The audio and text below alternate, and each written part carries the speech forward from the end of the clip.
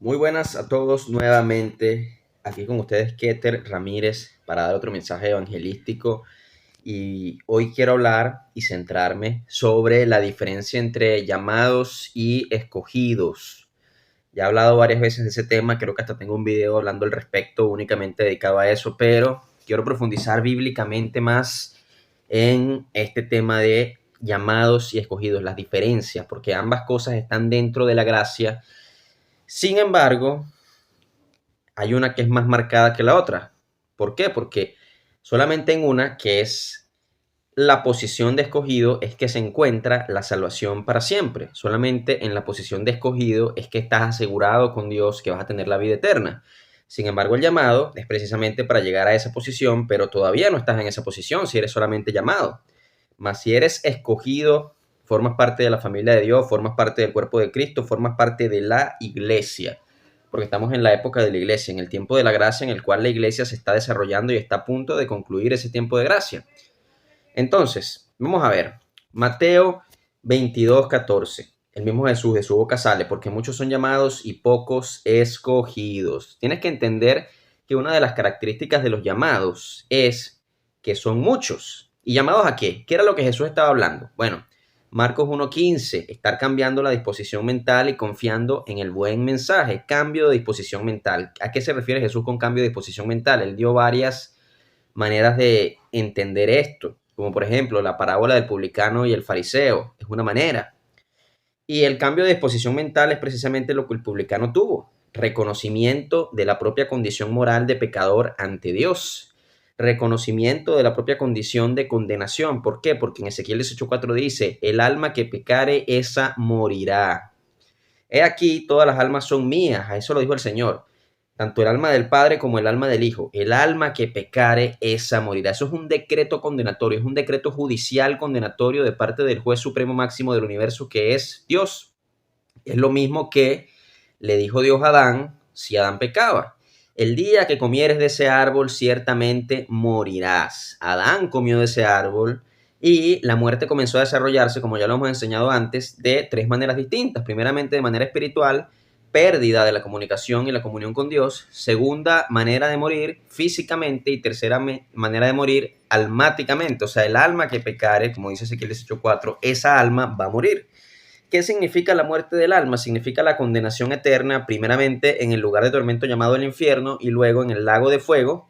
¿Por qué? Porque el infierno es una antesala al lago de fuego, que es el juicio final en el cual los pecadores que no aceptaron el sacrificio de Cristo van a ir a parar eternamente. No es la destrucción del alma como muchos predican, sino la condenación y el tormento eterno, la separación eterna de Dios y esa alma para siempre. Esa es la muerte del alma, la separación de Dios, porque solamente en Dios está la vida, así que si el alma se separa de Dios, vive eternamente en una condición de muerte. Nadie quiere ir a ese lugar, pero es un lugar que Dios creó para Satanás y sus ángeles. Sin embargo, el ser humano, a causa del pecado y a causa de no querer aceptar el rescate de Cristo, el rescate de Dios, la provisión de Dios, termina parando en ese lugar. Entonces, vamos a hablar de la diferencia porque el problema está en que muchas personas están siendo llamadas y no terminan de entender estas dos demandas de Marcos 1:15, porque la segunda demanda es confiar en el buen mensaje, y el buen mensaje es el hecho de que Cristo pagó por todos los pecados de toda la humanidad, pecados pasados, pecados presentes y pecados futuros. Y como Él ya pagó por esos pecados, ya tú no tienes que pagar por ellos y tú puedes ser salvo solamente creyendo. Tienes que creerlo. Si no lo crees, no se va a hacer efectivo eso y tendrás que ir tú mismo a pagar tus pecados en el infierno porque no creíste en el Hijo único de Dios, en el Hijo unigénito de Dios, que es Jesucristo. No creíste en su mensaje. Entonces, muchos son los llamados porque Cristo le da el mensaje a todos, pero pocos son escogidos porque pocos lo creen. Tengo que decir con respecto a esto que hay algunas denominaciones evangélicas que dicen que Dios llama a muchos, pero escoge solamente porque le dio la gana, de manera arbitraria, como haciendo sección de personas, porque me cayó bien, yo le voy a lavar el cerebro, lo voy a controlar, su libre albedrío, su voluntad, para que él cree en mí y sea salvo. Y este no me cayó bien, yo no lo voy a hacer eso y se va a ir al infierno. Eso es lo que predican algunos calvinistas. Y eso está totalmente errado. ¿Por qué? Porque Dios llama y Dios escoge al que cumple con estas dos demandas de Marcos 1:15, cambiar la disposición mental y confiar en el buen mensaje. No que porque este es de nacionalidad tal me cayó mal y yo lo mando para el infierno. No porque este tiene estas malas costumbres, me cayó mal y yo lo mando para el infierno. No, porque este es bruto, no, porque este es de color, no, porque este es de tal lugar, no, porque este... Entonces yo mando este para el infierno, no, pero este me cae bien, no sé, tienes algo en ti que me caes bien. Para el cielo. Están queriendo decir que Dios escoge a los que son salvos y les lava el cerebro, les manipula la voluntad para que crean en Él y esos son los que son salvos y el que Dios no le hace eso se va para el infierno. Eso es lo que predican algunos evangélicos, pues eso está totalmente equivocado. ¿Por qué? Porque tener fe en este buen mensaje está diseñado de una manera en la cual si tú lo crees, automáticamente es imposible ya dejar de creer. ¿Por qué? ¿Por qué digo esto? En primer lugar, porque cambiar la disposición mental, contrario a lo que ustedes predican, la mayoría de ustedes, no es arrepentirse, porque en ninguna parte del Nuevo Testamento se traduce como arrepentimiento, hay que decirlo, se traduce como cambio de disposición mental. Sin embargo, como arrepentimiento lo tradujeron y en ese sentido podemos decir que arrepentimiento no es lo que ustedes predican que es, no es dejar de pecar, sino reconocerte como un pecador. Ese es el arrepentimiento que ustedes lo predican de una manera equivocada, claro, porque está mal traducido, pero no es dejar de pecar. Reconocerse como un pecador es algo que cualquiera puede hacer, porque qué más evidencia que nuestra propia vida de lo que somos. Y y creer el buen mensaje, el hecho de que Cristo pagó por todos los pecados, ya yo no tengo que pagar por ningún pecado porque Él los pagó todo, hace que la confianza yo la ponga en Él y no en mí. Porque si yo pusiera la confianza en mí para ser salvo de mi propia santidad, obviamente nadie tendría fe. Y ojo, que fe no es mente positiva también, como algunos de ustedes lo asumen y lo practican. No es mente positiva. La fe es la certeza y la convicción. ¿Entienden? Y certeza y convicción son dos palabras tan fuertes que no puede haber un ápice pequeño de duda si hay certeza y convicción. Y eso es lo que describe Hebreos 11, certeza y convicción, cuando describe qué es la fe. Entonces, si tú no tienes certeza y convicción de que tú eres salvo para siempre, tú no estás creyendo el Evangelio, no estás teniendo fe en el Evangelio. Ahora, ¿cómo yo puedo tener certeza y convicción si yo estoy basando eso en mi propio comportamiento? Sería imposible, ¿no?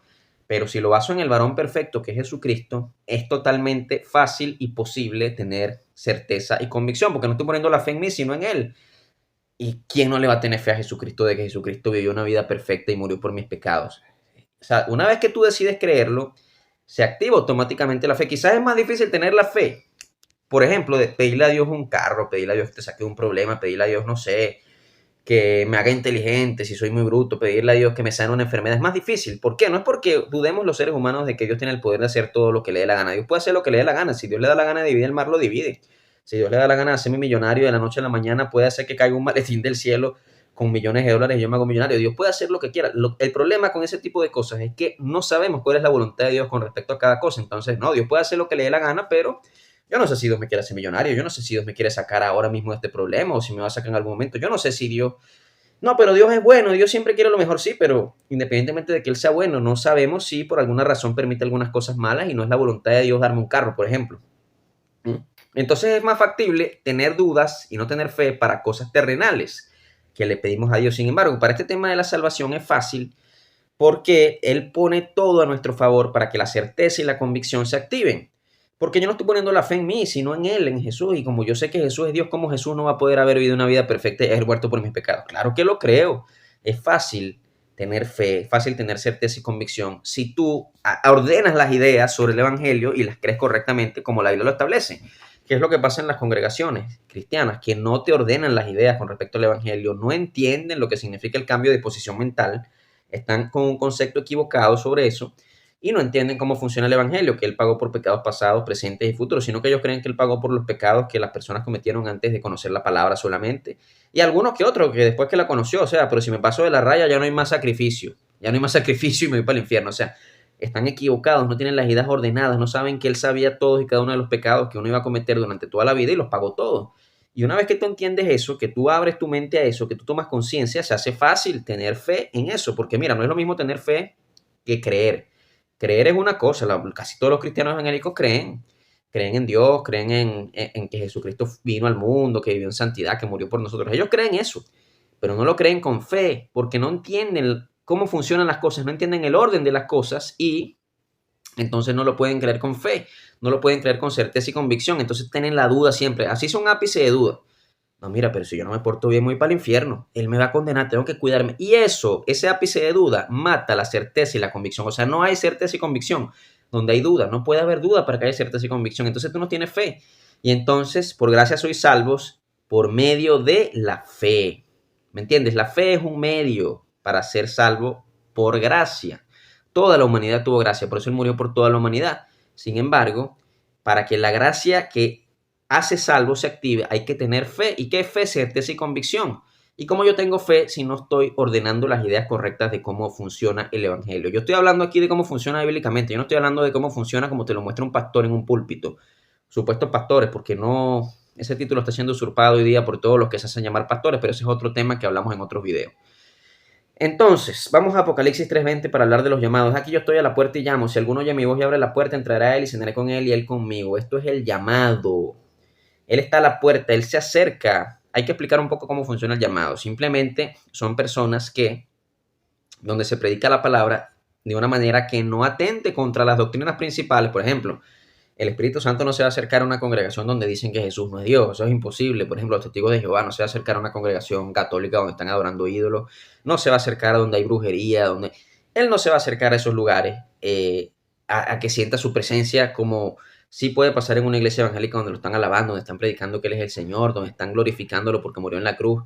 ¿Me entienden? No están atentando con ciertas doctrinas principales y el Espíritu Santo se presenta ahí. Y el Espíritu Santo es Dios en la tierra, es el Espíritu de Jesús. Entonces, he aquí yo estoy a la puerta y llamo, su sola presencia ya te está llamando. Por eso en los templos evangélicos está el llamado, porque está la presencia del Espíritu Santo, no en todo, pero sí en la mayoría. Te podría decir que yo he ido a varias iglesias evangélicas y siento la presencia de Dios ahí. Sin embargo, eso no quiere decir que la gente sea salva, sino que están siendo llamados a entender estas dos demandas. Pero, mira, yo no puedo obligar a nadie a creer lo que la gente no quiere creer, pero Él está llamando. La sola presencia es el llamado.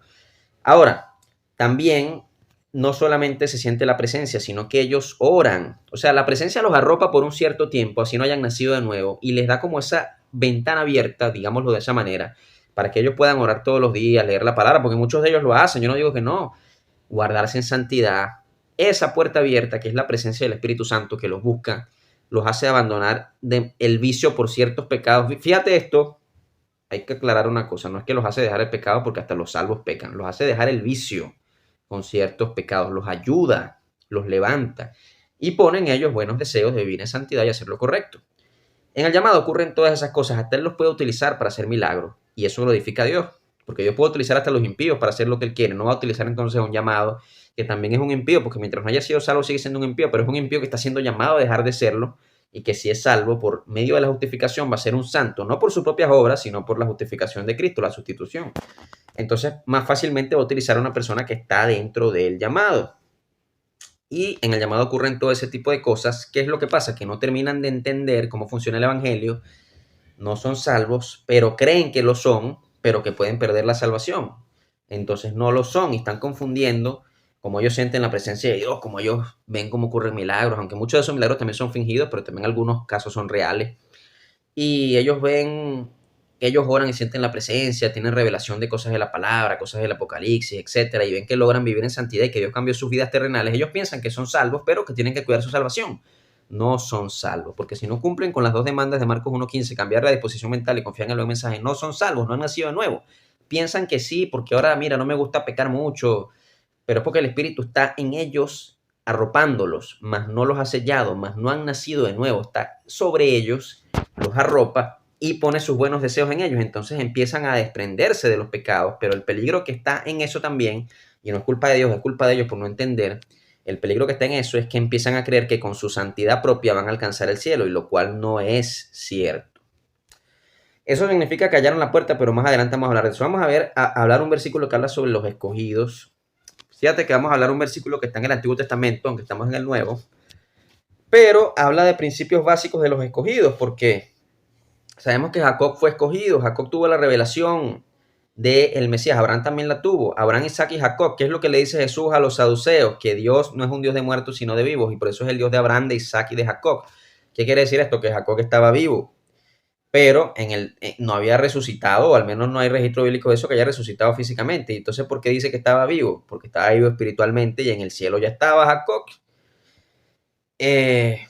O bueno, si no estaba en el cielo, por lo menos estaba en el seno de Abraham, pero estaba ido espiritualmente y estaba en un lugar de reposo. Y Jacob es un ejemplo de una persona que está viva espiritualmente, porque ¿qué le dice aquí en Isaías? Aunque Isaías se escribe muchos años después de la vida de Jacob, pero, y sabemos que Jacob es el pueblo de Israel y también se puede entender en ese sentido metafórico, que está hablando sobre el pueblo de Israel, no sobre la persona específica de Jacob, pero yo interpreto que habla también de la persona específica de Jacob, porque el mismo amor que le tuvo a Jacob se lo tuvo al pueblo de Israel. Pero tú, Israel, Isaías 41, siervo mío eres, tú, Jacob, a quien yo escogí, descendencia de Abraham, mi amigo. Verso 8, verso 9, ahora. Porque te tomé de los confines de la tierra y de tierras lejanas te llamé y te dije, mi siervo eres tú, te escogí, no te deseché, no temas porque yo estoy contigo, no desmayes porque yo soy tu Dios que te esfuerzo, siempre te ayudaré, siempre te sustentaré con la diestra de mi justicia. Y aquí que todos los que se enojan contra ti serán avergonzados y confundidos, serán como nada y perecerán los que contienden contigo. Buscarás a los que tienen contienda contigo y no los hallarás, serán como nada y como cosa que no es aquellos que te hacen la guerra, porque yo Jehová soy tu Dios, quien te sostiene de tu mano derecha y te dice no temas, yo te ayudo. ¿Qué es lo que le dice él a Jacob ahí y al pueblo de Israel también? Pero a Jacob te escogí y no te deseché. Sabemos que la palabra es eterna y que él no puede ir contra la palabra. Si él le dice a Jacob, te escogí y no te deseché, quiere decir que cometa el pecado que Jacob cometa. La palabra ya está dicha, te escogí y no te deseché. Es imposible que él deseche a Jacob. No puede desecharlo porque ya dio la palabra y él no puede ir en contra de su palabra. Dios no puede mentir. Entonces, esa seguridad de eternidad la tiene Jacob. En cambio, los que están en el llamado, si no obedecen el llamado, pueden ser desechados. Pero Jacob, que ha sido escogido, no puede ser desechado. Lo mismo ocurre con los escogidos en el Evangelio. No pueden ser desechados. Es eterno. No importa cuántos pecados cometen, no importa cuánto le fallen a Dios. Sí, los puede castigar con la vara de la corrección, de la disciplina, pero no los va a desechar. No los va a desechar. Vamos al mismo Isaías 41. Verso más adelante, en el verso 17, los afligidos y mentirosos buscan las aguas y no las hay. Sé que está de ser su lengua. Yo Jehová los oiré, yo el Dios de Israel no los desampararé. En las alturas abriré ríos y fuente en medio de los valles. Abriré en el desierto estanques de agua y manantiales de aguas en la tierra seca. Daré en el desierto cedros, acacias, arrayanes y olivos. Pondré en la soledad cipreses, pinos y bojes juntamente para que vean y conozcan y adviertan y entiendan todos que la mano de Jehová hace esto y que el Santo de Israel los creó. Aquí es la misma promesa hacia el pueblo, pero habla de aguas. Los menesterosos buscan aguas, tienen sed, y él abrirá ríos. En el desierto abrirá estanques de agua y manantiales de agua en la tierra seca. ¿A qué se refiere con esta agua? Obviamente el agua física lo vimos primero en Éxodo 17, cuando Moisés estaba con el pueblo. Toda la congregación de los hijos de Israel partió del desierto de Sin por sus jornadas conforme al mandamiento de Jehová y acamparon en Refidim. Y no había agua para que el pueblo bebiese. Y altercó el pueblo con Moisés y dijeron, danos agua para que bebamos. Y Moisés les dijo, ¿por qué altercáis conmigo? ¿Por qué tentáis a Jehová?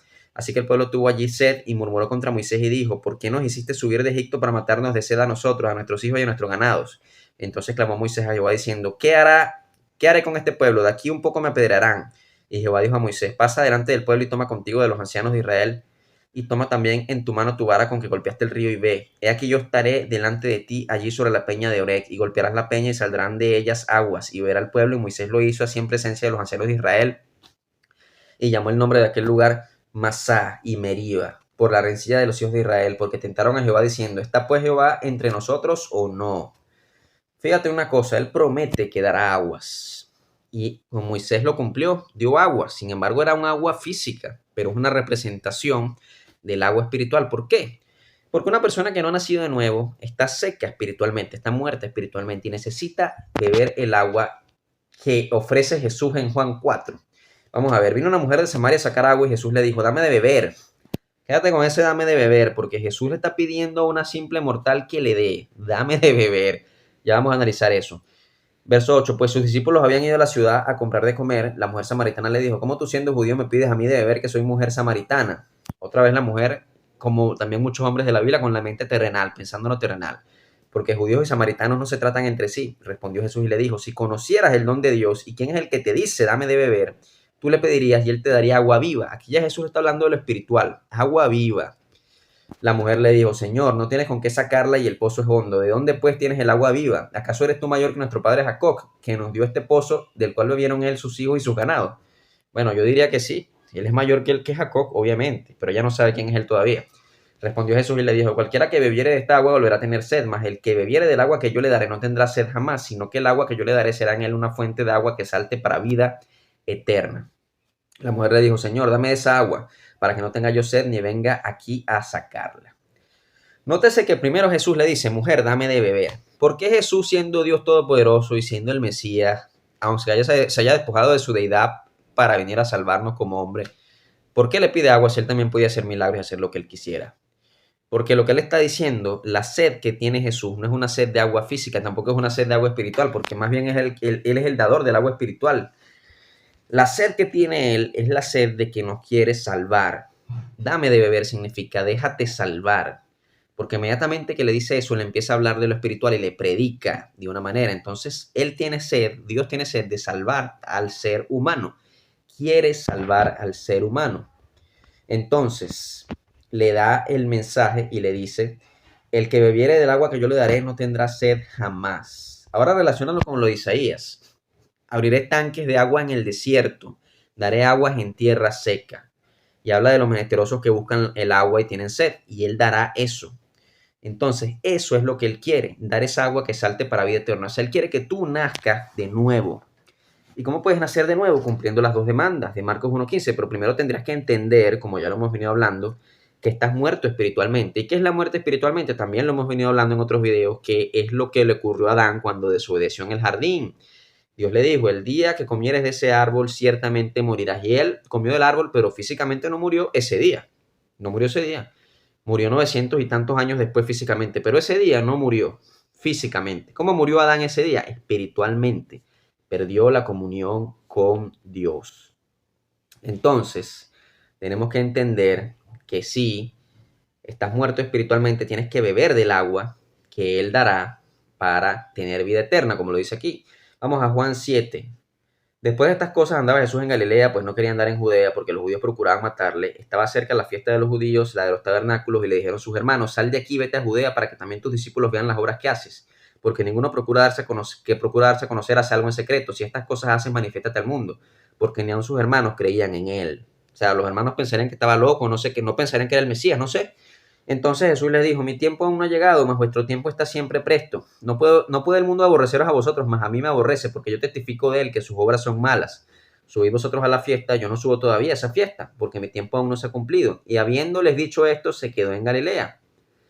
Pero después que sus hermanos habían subido, entonces él también subió a la fiesta, no abiertamente, sino como en secreto. Y lo buscaban los judíos en la fiesta y decían, ¿dónde está aquel? Y había gran murmullo acerca de él entre la multitud, pues unos decían, es bueno, pero otros decían, no, sino que engaña al pueblo. Pero ninguno hablaba abiertamente de él por miedo a los judíos. Mas a la mitad de la fiesta subió Jesús al templo y enseñaba, y se maravillaban los judíos diciendo, ¿cómo sabe este letra sin haber estudiado? Jesús les respondió y dijo, mi doctrina no es mía, sino de aquel que me envió. El que quiera hacer la voluntad de Dios conocerá si la doctrina es de Dios o si yo hablo por mi propia cuenta. El que habla por su propia cuenta, su propia gloria busca, pero el que busca la gloria del que le envió, este es verdadero y no hay en él injusticia. ¿No os dio Moisés la ley? Y ninguno de vosotros cumple la ley. Fíjate esto que dice Jesús aquí, fíjate con esto. Ninguno de vosotros cumple la ley. Eso va con los fariseos, con los que fueron a la fiesta, que son ciudadanos normales, pero va con toda la humanidad. Ninguno de vosotros cumple la ley. Que es lo que procuran los pentecostales, cumplir la ley. Y luego pregunta, ¿por qué procuráis matarme?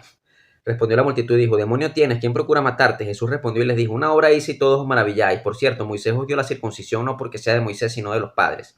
Y en el día de reposo circuncidáis al hombre. Si recibís el hombre la circuncisión en el día de reposo, para que la ley de Moisés no sea quebrantada, os enojáis conmigo porque en el día de reposo sané completamente un hombre.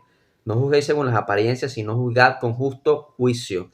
Decían entonces unos de Jerusalén, ¿no es esta quien buscan para matarle? Pues mirad, habla públicamente y no le dicen nada. Habrán reconocido en verdad los gobernantes que este es el Cristo, pero este sabemos de dónde es, mas cuando venga el Cristo nadie sabrá de dónde sea. Jesús entonces enseñando en el templo alzó la voz y dijo, a mí me conocéis y sabéis de dónde soy, y he venido de mí mismo. Pero el que me envió es verdadero, a quien vosotros no conocéis, pero yo le conozco porque de él procedo y él me envió. Entonces procuraban prenderle, pero ninguno echó mano porque aún no había llegado su hora. Y muchos de la multitud creyeron en él y decían, el Cristo cuando venga hará más señales que las que a este hace. Fíjate cómo ellos estaban considerando que él realmente era el Mesías, pero no era por el mensaje espiritual que él les daba de que tenían que nacer de nuevo y creer, sino por los milagros que él hacía. O sea, siempre la mente en lo terrenal, justamente como pasa hoy con las congregaciones evangélicas, siempre la mente en lo terrenal. Un tipo que va y pega cuatro gritos y toca a alguien en la cabeza y se cae la persona y supuestamente ocurren milagros. Siempre ellos están viendo eso y piensan que eso es lo que viene de Dios. No están viendo el mensaje correcto. ¿Cómo te están hablando de la salvación? ¿Cómo te están enseñando a ti ir al cielo? No, más importante es hablar del Apocalipsis, del Anticristo, de esto. No, no te están enseñando cómo ir al cielo y no es lo primordial en las congregaciones. Porque la gente siempre tiene la vista en lo terrenal y no en el mensaje bíblico. ¿Qué es lo que yo hablo aquí en estos videos? Puro Biblia, puro. Yo casi ni doy interpretación. Hay cosas que son necesarias y yo las interpreto, pero casi lo que hago todo el tiempo son hablar de versículos bíblicos. ¿Por qué? Porque la Biblia es la que te tiene que enseñar, no un hombre. Entonces, vamos a verso 32. Los fariseos oyeron a la gente que murmuraba de estas cosas, y los principales sacerdotes y los fariseos enviaron alguaciles para que le prendiesen. Entonces Jesús dijo: todavía un poco de tiempo estaré con vosotros, e iré a aquel que me envió. Me buscaréis y no me hallaréis, y a donde yo estaré vosotros no podréis venir. Ni siquiera así entendían que estaba hablando de algo espiritual y que ellos tenían que ser espirituales y nacer de nuevo para entender. Entonces los judíos dijeron entre sí: ¿a dónde se irá este que no la hallemos? Se irá a los dispersos entre los griegos y enseñará a los griegos. ¿Qué significa esto que dijo: me buscaréis y no me hallaréis, y donde yo estaré vosotros no podréis venir? Están pensando otra vez en lo terrenal, que si los griegos, que si otra ubicación geográfica. No están pensando en el cielo. Es el mismo problema que tienen las congregaciones evangélicas hoy. Pero ¿qué es lo que dice aquí más adelante en el verso 37? En el último y gran día de la fiesta, Jesús se puso en pie y alzó la voz diciendo: si alguno tiene sed, venga a mí, beba. El que cree en mí, como dice la Escritura, de su interior correrán ríos de agua viva. Esto dijo del Espíritu que habían de recibir los que creyesen en él, pues aún no habían venido el Espíritu Santo, porque Jesús no había aún sido glorificado. Aquí les vuelvo a hablar de lo espiritual, a ver si entienden que ellos necesitaban nacer de nuevo, que necesitaban volver a lo que Adán tuvo antes del pecado. Porque es que los judíos, como que se les olvidó la historia de Adán y Eva en el Génesis. Como que le hicieron de lado, como que se empezaron a preocupar más por las cosas de Abraham, por las cosas de Isaac y de Jacob, por la ley de Moisés, pero no se empezaron a preocupar por cómo era la humanidad antes del pecado de Adán. Y Jesús vino a restaurar la humanidad como era antes del pecado de Adán. Entonces, verso 40, entonces alguna de la multitud oyendo estas palabras decían: verdaderamente este es el profeta. Otros decían: este es el Cristo. Pero algunos decían: de Galilea debe venir el Cristo. ¿No dice la Escritura que del linaje de David, de la aldea de Belén, de donde era David, debe venir el Cristo? Entonces hubo disensión entre la gente a causa de él, y algunos de ellos querían prenderle, pero ninguno le echó mano. Los alguaciles vinieron a los principales sacerdotes y a los fariseos, y estos les dijeron: ¿por qué no lo habéis traído? Los alguaciles respondieron: jamás hombre alguno ha hablado como este hombre. Entonces los fariseos respondieron: ¿habéis sido engañados? ¿También vosotros habéis sido engañados? ¿Acaso ha creído en él alguno de los gobernantes de los fariseos? Mas esta gente que no sabe la ley, maldita es. Vamos a quedarnos aquí un momentico, porque los alguaciles respondieron: jamás hombre alguno ha hablado como este hombre. Y es verdad, las cosas que él dice, es imposible que el evangelio haya salido de la imaginación de un hombre que no haya ocurrido, porque la mentalidad de Jesús es una mentalidad que no cabe en la imaginación de ningún ser humano. O sea, no es un personaje que tú te puedes inventar, porque jamás hombre alguno ha hablado como este hombre. Es verdad eso. ¿Y qué pasa? Que las cosas que él dice son tan espirituales que resuenan con el espíritu muerto de las personas, o sea, el llamado. Muchos son los llamados, y entonces se despierta ese espíritu muerto como que con ganas de resucitar, ¿me entiendes? Entonces jamás hombre alguno ha hablado como este hombre. No pudieron prenderlo porque no había llegado su hora, pero también por las palabras que él decía. O sea, Jesús conquistó el mundo con las palabras, pero había que entenderlo, y es lo que le pasa a muchos que están en el llamado hoy, que han sido atraídos por la palabra, pero no han terminado de entender el mensaje de salvación y no son salvos. Le pasó lo mismo que estos alguaciles. Verso 50, les dijo Nicodemo el que vino a él de noche, el cual era uno de ellos: ¿juzga acaso nuestra ley a un hombre si primero no lo oye y sabe lo que ha hecho? Respondieron y le dijeron: ¿eres tú también Galileo? Escudriña y ve que de Galilea nunca se ha levantado profeta. Nicodemo lo visitó y tuvo una conversación y le dijo: maestro, sabemos que vienes de Dios, porque nadie podría hacer las obras que tú haces si no tuviese Dios con él. Y Jesús le dice: Nicodemo, es necesario nacer de nuevo. Y entonces Nicodemo no entiende y se va a lo terrenal nuevamente y le dice: ¿cómo puede un hombre nacer de nuevo siendo viejo? ¿Entraré otra vez acaso al vientre de mi madre? Y Jesús le dice que es necesario nacer de agua y de espíritu. Es importante que habla de agua y de espíritu, de agua. El que beba de mí no tendrá sed jamás. El que beba del agua que yo doy no tendrá sed jamás. El que crea en mí, de su interior correrán ríos de agua viva, como dice la Escritura. Agua, nacer de agua y de espíritu, nacer de nuevo. Ya Nicodemo había recibido la predicación del evangelio por parte de Jesús. Por eso es que Nicodemo, con miedo y por debajito de la mesa, fue como a defender a Jesús. ¿Acaso juzga nuestra ley a un hombre si primero no le oye? Ya Jesús había tratado con Nicodemo. Por eso Nicodemo, y Jesús le dijo: eres tú maestro de Israel y no entiendes estas cosas. No entiendes que es necesario nacer de agua y espíritu. No entiendes, siendo tú maestro de Israel, que el hombre murió espiritualmente con la caída de Adán. No entiendes eso. No. ¿Qué le dicen los demás compañeros de Nicodemo?